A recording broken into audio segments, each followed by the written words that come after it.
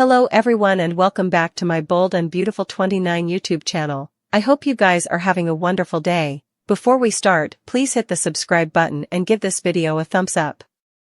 Brook Logan will worry about Katie Logan's future and offer some advice. After Katie comes clean about why she's dragging her bases on a reunion with Bill Spencer, Brook will pass along some guidance. Maybe Brook will prompt Katie to avoid letting the pain of the once hold her back. Brook may apologize for her own part in Katie's suffering since she was part of Bill's treason, but she'll presumably suppose Bill deserves another chance. Of course, how Bill and Katie's reunion might affect Will Spencer will remain a factor, but Katie eventually has to make her own choices about what she wants her coming romantic chapter to look like. No matter what Katie decides, B&B spoilers allude that Bill may continue his sweats to invite Katie and repair their damaged family. Meanwhile, Taylor Hayes will pound over some surprising medical news. Following Dr. Grace Buckingham's tests, Taylor will have a hard time believing her opinion. It looks like the new lab results won't line up with the heart failure updates that Taylor preliminarily entered. Taylor may not be dying after all, but will she tell Ridge Forrester that or exploit his sympathy to pull him down from Brook? Anyhow, Steffy Forrester will continue lodging for Ridge and Taylor's reunion. Although Steffy pledged not to play Cupid, she may have a hard time keeping that pledge as this plot moves along. At some point, Steffy may also weigh in on Carter Walton's suggestion about Hope Logan's lingerie modeling gig. Commodity tells us Steffy might offer up an absolutely not in response, but perhaps Carter can vent her on the idea. Whatever the case, Carter and Hope will feel the heat structure between them. How long can Hope and Carter handle the rising temptation before they surrender to their burning solicitations? Steffy could ultimately smell that Hope and Carter are getting more than musketeers, so we'll see how she reacts to that disclosure, too. Over with Will, he seems poised to settle into a Forrester externship soon enough. That'll put Will in the high position to meet Elector Forrester and have his world changed ever latterly this month. Taylor Hayes passed out in front of Ridge Forrester. Ridge was determined to take Taylor to the sanitarium to find out what was going on, but that didn't work the way he'd allowed. Taylor refused to go ahead, giving in to Ridge's pleas to tell him what was wrong.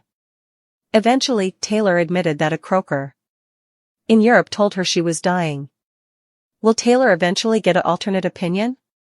Ridge isn't ready to let this go. What's some croaker in Europe told Taylor this? They've great specialists in LA, just look at Eric Forrester. Maybe Ridge will refuse to be quiet about this unless she gets an alternate opinion. Ridge will most probably offer to go with her. Taylor doesn't want her children or grandchildren to know about this. Ridge could use this for push her to get an alternate opinion. What if Ridge threatens to tell Steffy and Thomas what's going on with her? Will Taylor go to the sanitarium like Ridge has asked if he promises that he wouldn't tell their children what's going on? Taylor lately asked Lee Finnegan for a cardiologist recommendation. Of course, she was swore to secretiveness as well. Still, it seems that Lee may have gotten in touch when Grace Buckingham, who'll return to B&B this week. Will Taylor get an alternate opinion from Grace this week? Grace is obviously a good croaker. Katie Logan had a heart transplant times agone. And she obviously trusted Grace. Still, Grace is Paris Buckingham's, Thomas Forrester's fiancée, mama. Will Grace agree to stay quiet and not let her son know what's going on with her health? Taylor Hayes Dubaity's Dr. Buckingham's opinion. Spoilers suggest that Taylor will see Grace Buckingham. Taylor will also have trouble believing Grace's opinion. Could Grace believe that Taylor isn't dying at all? Will Grace find a way to help Taylor live longer than she expects? Is the verity that Taylor doesn't have heart failure at all, but commodity differently is wrong with her? Some suckers believe that Taylor has been faking her illness each on. Is Taylor lying about her original opinion? Did Taylor indeed see a croaker in Europe since they no way gave her any recommendations for a specialist? Will Taylor suddenly start to ameliorate now that she has agreed to see Grace? Is all of this a ruse to get Ridge back in her life? Will Spencer advised Katie Logan not to reunite with Bill Spencer because of him? Will didn't need that reunion, and he didn't suppose Katie did either, since he didn't want her to face further disappointment. Katie appreciated Will's concern, but she assured him that he wasn't responsible for her happiness. Once Katie changed the subject, she played up the Forrester externship idea and showed Will a videotape in expedience of generating further interest. Will allowed. It might be cool and could see that Katie was really pushing for this. Although Will wanted to make Katie proud, he didn't know if fashion was his gig. Katie prompted Will to keep an open mind and suggested he should say yes since working at Forrester could change his life. Brook Logan talked to Steffi Forrester in the CEO office and hoped they could find more common ground. Brook assured Steffi that she understood Ridge Forrester loved Taylor Hayes and had a special bond with her. Steffi noted that Taylor would always be an important part of Ridge's life, so Brook claimed they had a beautiful family and she was glad Taylor was back in city. That said, Brook made it clear that Ridge's life and future were with her. Steffi said she wasn't trying to play matchmaker, so Brook allowed. That was good, though she clarified that she wasn't feeling jealous or hovered. Steffi was skeptical of Brook really being okay with Taylor's presence in Los Angeles, but Brook knew she came back for her family and felt she was right where she demanded to be. In the salon, Ridge plotted to believe Taylor's fatal opinion and said she was going to be fine.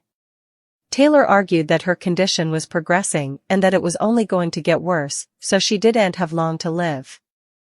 After Taylor recapitulated how she ignored her symptoms for longer than she should have, she reiterated that her croaker told her she had heart failure when she eventually got checked out.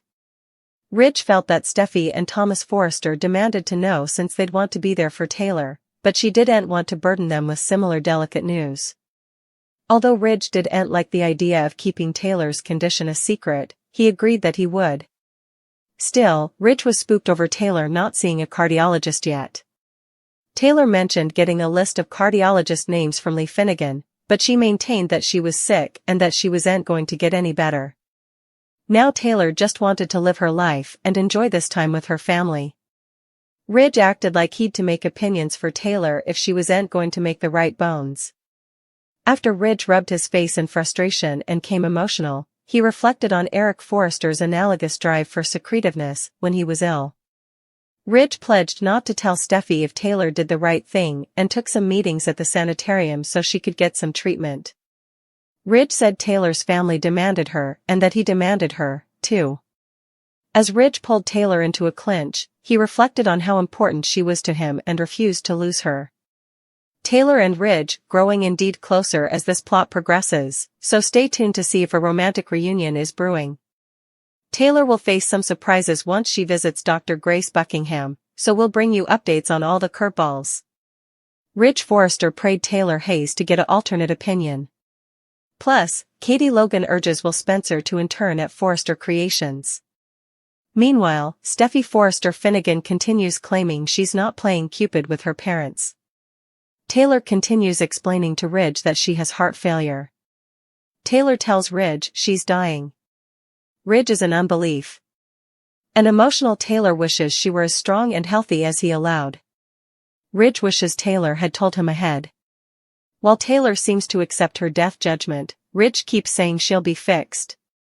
Taylor doesn't suppose so, and explains she doesn't have important time left.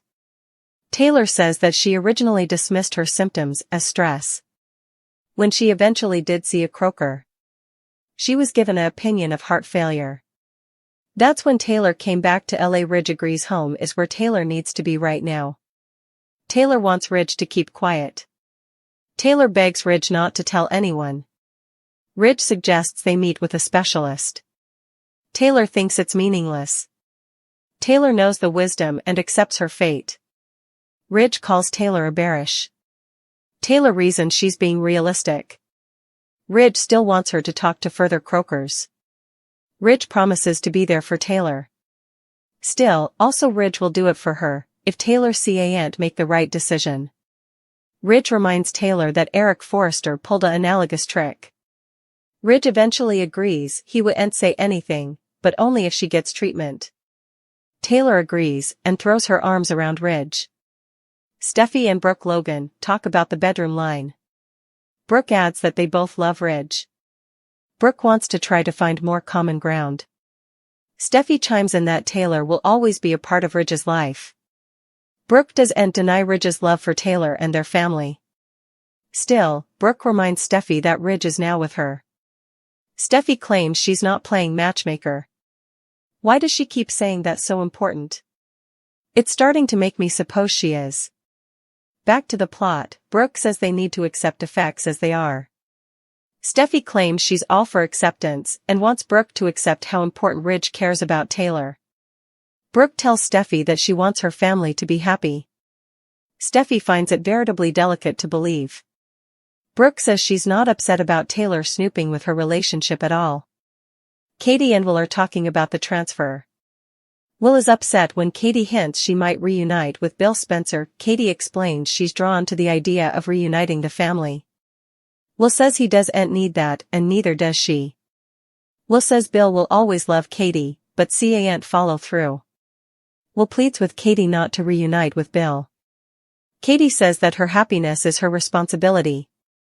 Katie changes the subject to immuring at Forrester Creations. While it all sounds great, Will isn't so sure this is for him.